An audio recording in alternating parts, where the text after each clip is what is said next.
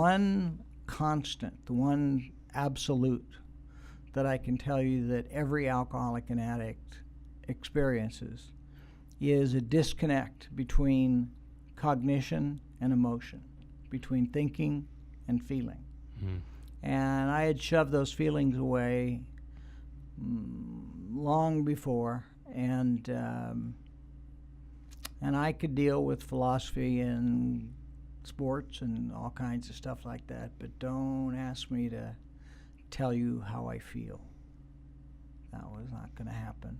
And so I skated through the program, but fortunately they had me go to these AA meetings, and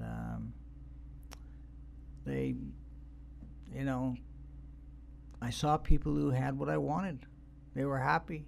They went home in a car, a nice car. I went home in the van, hospital van. Yeah. And so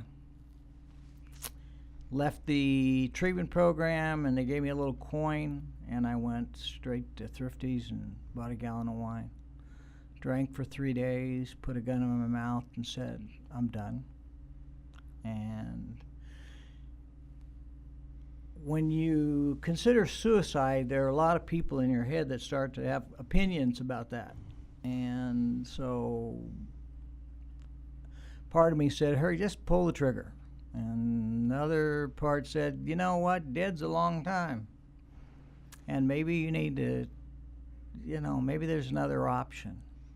And I came up with another option, and I decided that I was going to give this recovery thing that these people had somehow, it had worked in their lives. I was going to give it 6 months. And if it didn't work, then I was going to go rob a pharmacy.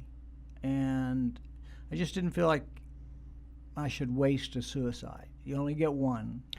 And this thing might work. This just, it worked for them. Right. I was afraid it might not work for me. So so I walked 8 blocks, and that is why I believe so strongly in outpatient treatment, because if that program had been 100 miles away, I don't know what I would have done.